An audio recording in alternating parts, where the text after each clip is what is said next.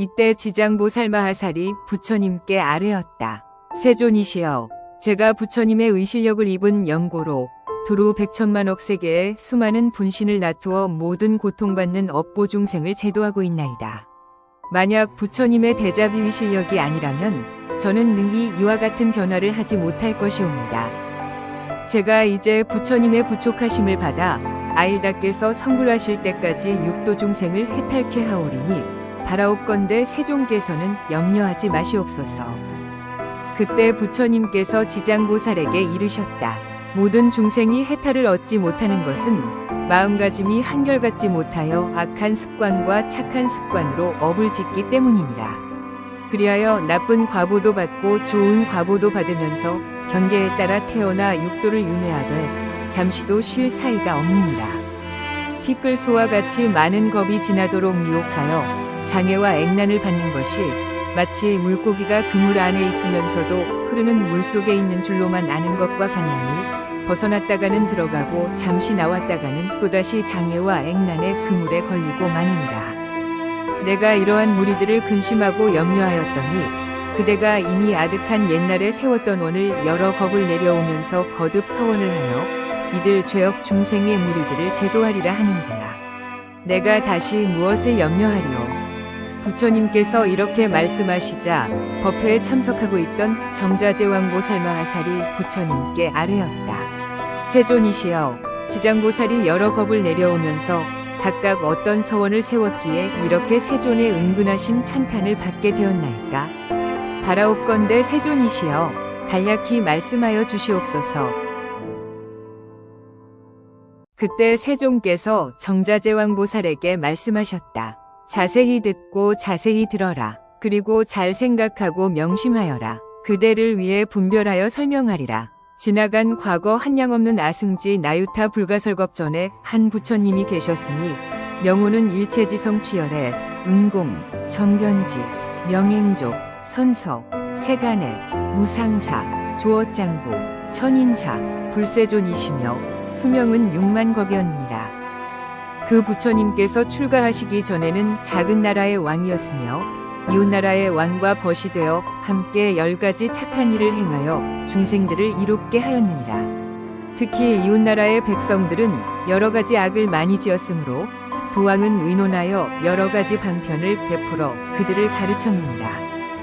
그때 한 왕은 서원을 세우기를 불도를 어서 이루어 이 중생들을 남김없이 제도하리라 하였고, 다른 왕은 서원을 세우기를 만약 이 죄 많은 중생들을 제도하여 그들을 안락하게 하지 못하고 보리도에 이르도록 하지 못하면 나는 언제까지라도 성불하기를 원치 않노라 고하였느니라. 속히 성불하기를 발언한 왕은 곧 일체지성 취열에이시며 죄 많은 중생들을 제도하지 아니하면 결코 성불하기를 원하지 않는다고 발언한 왕은 곧 지장보살이니라.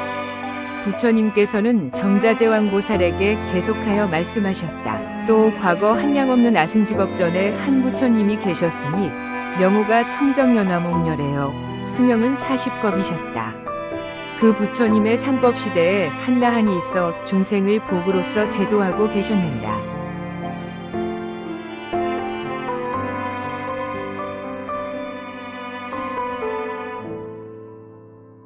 나한은 중생의 근기에 따라 차례로 교화하다가 광목이라는 여인을 만나게 되었으며 광목이 음식을 만들어 공양을 올리자 아라한은 물었느니라. 바라는 것이 무엇이요? 제가 어머니께서 돌아가신 날 복을 지어 어머니를 천도하고자 하오나 어머니께서 어느 곳에 나신 줄을 알지 못하옵니다. 이를 가엾이 여긴 나한이 선정에 들어 관찰하여 보니 광목의 어머니가 악도에 떨어져 큰 고통을 받고 있는 것이 보였으므로 광목에게 물었느니라. 그대의 어머니는 살아계실 때 어떤 죄업을 지었기에 지금 악도에서 저렇게 큰 고통을 받고 있는 것인고? 광목이 대답하였다. 저의 어머니는 평소에 물고기와 자라 등을 즐겨 잡수셨습니다. 특히 자라 새끼를 많이 드셨는데 볶고 지지고 하여 한껏 먹었습니다. 아마 죽은 그 생명의 수가 1000만의 5배는 더 될 것이옵니다. 존자시여, 자비로서 불쌍히 여기시오. 저의 어머니를 구할 수 있는 방법을 가르쳐 주시옵소서. 나하는 이를 불쌍히 여기고 방편을 지어 광목에게 권하였느니라. 그대는 지극한 정성으로 청정연화목열애를 생각하라. 그리고 열애의 형상을 조성하거나 그려 모시도록 하라. 그렇게 하면 산 사람도 죽은 사람도 모두 좋은 과보를 얻을 것이다. 광목은 이 말을 듣고 아끼던 물건들을 팔아 부처님의 형상을 그려 모시고 공양을 올린 다음 공경하는 마음으로 슬피 울면서 우러러 바라보며 예배드렸더니라. 그러다가 문득 새벽녘 꿈에 부처님의 모습을 배우니 금빛이 찬란하기가 마치 수미산과 같았느니라. 부처님께서는 큰 광명을 놓으시며 광목에게 말씀하셨느니라. 너의 어머니는 오래지 않아 너의 집에 태어나게 되리라. 그리고 배고프고 추운 것을 알 때쯤이면 곧 말을 하게 되리라.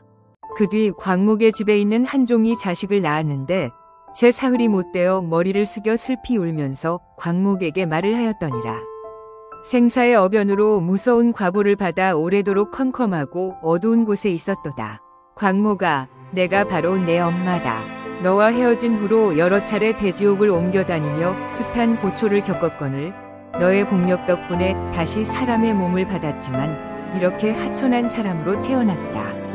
그리고 수명이 짧아 13살이 되면 다시 악도에 떨어지게 되어 있으니 네가 어떻게 하든지 나를 이 고통에서 벗어나게 해다오. 이 말을 들은 광목은 종의 자식이 어머니의 후신임을 확신하고 목매어 슬피 울며 물었느니라. 우리 어머니가 틀림없다면 본래 지은 죄업이 무엇인지를 아실 것입니다. 어떤 죄업을 지었기에 악도에 떨어졌습니까? 산 목숨을 많이 죽이고 불법을 헐뜯고 비방한 죄업으로 과보를 받았다. 네가 복을 지어 나를 구제하여 주지 않았으면 이 업보에서 도저히 벗어날 수 없었을 것이다.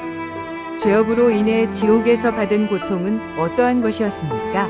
그 고통은 백천년을 두고 말할지라도 다할 수가 없다. 그 말을 들은 광목은 눈물을 흘리며 슬피 울다가 허공을 향해 말하였느니라. 원하옵건대 저의 어머니를 지옥으로부터 영원히 벗어날 수 있게 하여 주옵소서. 그리고 인간 세상에서 13살이 수명을 마친 다음에도 다시는 무거운 죄로 인하여 나쁜 곳에 떨어지지 않게 하여 주옵소서. 시방의 모든 부처님이시여 자비로서 어여삐 여겨 제가 어머니를 위하여 바라는 이 광대한 서원을 들어주시옵소서. 만약 저의 어머니가 영원히 사막도와 인간 세상에서의 천한 과보를 받지 않게 되고 또 여인의 몸까지도 영겁토록 받지 않게 된다면 저는 100천만억 겁 동안 모든 세계에 있는 중생들을 맹세코 제도하여 그들로 하여금 지옥, 악귀, 축생의 몸을 벗어나게 하겠나이다. 그리고 죄업의 과보를 받는 모든 이들이 다 성불하고 난 연후에 비로소 저는 정각을 이루겠나이다. 이렇게 서원을 바라고 나자 청정연화목열애의 말씀이 들려왔느니라. 참으로 장하도다. 광목아, 네가 큰 자비심으로 어머니를 위하여 이와 같은 큰 서원을 바라였구나. 그 공덕으로 너의 어머니는 13살로 이 업보의 몸을 버린 다음 바라문으로 태어나 100세의 수명을 누릴 것이다. 그리고 그 업보가 다한 뒤에는 무읍국토에 태어나 헤아릴 수 없는 수명을 누리다가 불과를 이루어 항아에 모래할 만큼이나 많은 인간과 천상의 중생을 제도하리라고 하셨느니라. 부처님께서는 다시 정자제왕보살에게 이르셨다. 그때 아라한의 몸으로 광목을 제도한 이는 곧 무진이보살이요 광목의 어머니는 해탈보살이며 광목은 지금의 지장보살이니라. 지장보살은 과거 아득히 먼 것부터 이와 같이 중생을 사랑하고 불쌍히 여겨 항아에 모래할 만큼이나 많은 서원을 세웠으며 널리 중생을 제도하여 왔느니라. 미래세 중에 만약 남자나 여자 가운데 선을 행하지 않는 자나 악을 행하는 자, 인과를 믿지 않는 자, 사음을 행하는 자, 거짓말을 하는 자, 이간질과 나쁜 말을 하는 자, 대승을 비방하는 자 등 이러한 모든 죄업을 짓는 중생들은 나쁜 곳에 떨어질 것임에 틀림이 없느니라. 그러나 만약 선지식을 만나 그의 권유로 손가락 한 번 튕길 동안만이라도 지장보살에게 귀의한다면 이 모든 중생들은 사막도의 죄보에서 벗어나게 되느니라. 만약 지극한 마음으로 부처님께 귀의하여 공경하고 예배하고 찬탄하며 향, 꽃, 위복과 가지가지 진귀한 보배와 좋은 음식으로 공양을 올리는 자는 미래의 100천만억 겁 중에 항상 하늘에 태어나 아주 뛰어난 즐거움을 누릴 것이며 하늘의 복이 다하여 다시 인간으로 내려오더라도 100천겁을 항상 제왕이 되어 능히 전생과 모든 인과의 시작과 끝을 다 기억하게 되리라. 정자제왕보살이여, 이와 같이 지장보살에게는 불가사위한 대위 실력이 있어 널리 중생을 이롭게 하나니 그대들 모든 보살은 마땅히 이 경전을 기록하여 널리 유포시킬지니라. 정자제왕보살이 부처님께 아뢰었다. 세존이시여, 염려하지 마시옵소서. 저희들 천만억 보살마하살은 반드시 부처님의 의실력을 이어받아 이 경을 널리 펴서 저 영부제 중생들을 이롭게 하겠나이다. 정자제왕보살은 세존께 말씀드리고 나서 합장하여 공손히 예배를 드리고 물러났다. 그때 사천왕이 함께 자리에서 일어나 합장하고 공손히 부처님께 아뢰었다.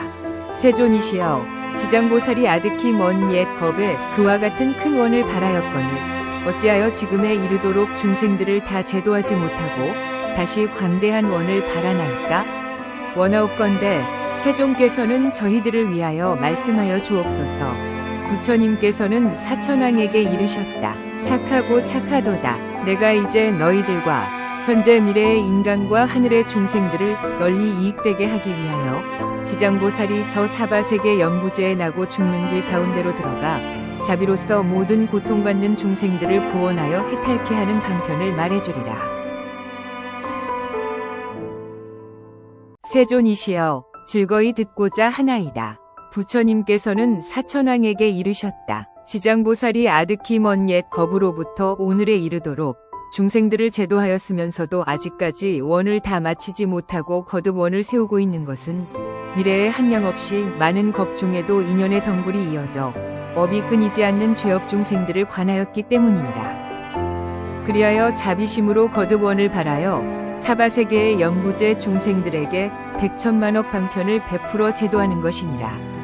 사천왕이여, 지장보살은 만약 산 목숨을 죽이는 자를 만나면 태어날 때마다 재앙이 있고 단명하는 과보가 따르는 것을 말해주고 만약 도둑질하는 자를 만나면 빈궁하여 고통받는 과보를 말해주며 만약 사음하는 자를 만나면 비둘기, 오리, 원앙새로 태어나는 과보를 말해주며 만약 악담하는 자를 만나면 친족 간에 서로 다투는 과보를 말해주며 만약 남을 헐뜯는 자를 만나면 혀가 없거나 입에 부스럼이 생기는 과보를 말해주며 만약 성을 잘 내는 자를 만나면 얼굴에 더럽고 추악한 풍창이 생기는 과보를 말해주며 만약 탐내고 인색한 자를 만나면 구하는 바 소원이 뜻대로 되지 않는 과보를 말해주며 만약 음식을 절도 없이 먹는 자를 만나면 배고프고 목마르고 목병이 생기는 과보를 말해주며 만약 사냥하기를 즐기는 자를 만나면 놀라 미쳐서 목숨을 잃어버리는 과보를 말해주며 만약 부모의 뜻을 어기고 거역하는 자를 만나면 천재지변으로 졸지에 죽는 과보를 말해주며 만약 산이나 숲에 불을 지르는 자를 만나면 미쳐 헤매다가 정신없이 죽는 과보를 말해주며 만약 부모에게 악독하게 하는 자를 만나면 다시 내 생에 태어나 매를 맞는 과보를 말해주느니라. 만약 그물로 살아있는 동물의 새끼를 잡는 자를 만나면 내 생에 가족이 이별하는 과보를 말해주며 만약 산보를 헐뜯고 비방하는 자를 만나면 눈멀고 귀멀고 벙어리가 되는 과보를 말해주며 만약 부처님의 법과 가르침을 가볍게 여기고 업신여기는 자를 만나면 영원히 악도에 떨어지는 과보를 말해주며 만약 저리 물건을 파괴하거나 함부로 쓰는 자를 만나면 억겁을 지옥에서 맴도는 과보를 말해주며 만약 청정한 행을 더럽히고 스님을 속이는 자를 만나면 영원토록 축생을 면하지 못하게 되는 과보를 말해주며 만약 끓는 물, 타는 불, 도끼, 낫 등으로 남을 해치거나 다치게 하는 자를 만나면 윤회하면서 서로 갚게 되는 과보를 말해주며 만약 계율을 지키지 않고 재계를 범하는 자를 만나면 새와 짐승이 되어 굶주리는 과보를 말해주며 만약 재물을 옳지 않게 쓰는 자를 만나면 구하는 바가 막혀 더 이상 생기지 않는 과보를 말해주며 만약 암한심이 높은 자를 만나면 남에게 불임을 당하는 천한 몸이 되는 과보를 말해주며 만약 이간질하는 말로써 서로 다투게 하는 자를 만나면 혀가 없거나 혀가 백이나 되는 과보를 말해주며 만약 소견이 그릇된 자를 만나면 야만족으로 태어날 과보를 말해줍니다. 이는 지장보살이 연부제의 중생들에게 몸과 입과 뜻으로 짓는 악업으로 인해 받게 되는 100,000가지의 과보 가운데 일부만 말한 것이니라. 그리고 지장보살은 연부제 중생들이 짓는 갖가지 죄업에 따라 백천가지 방편으로 교화하느니라. 그런데도 중생들은 먼저 지은 이러한 업보로 뒤에 지옥에 떨어져서 여러 겁이 지나도록 벗어날 기약이 없나니 그대들은 사람을 보호하고 나라를 보호하여 그들로 하여금 미혹에 빠지는 일이 없도록 할지니라.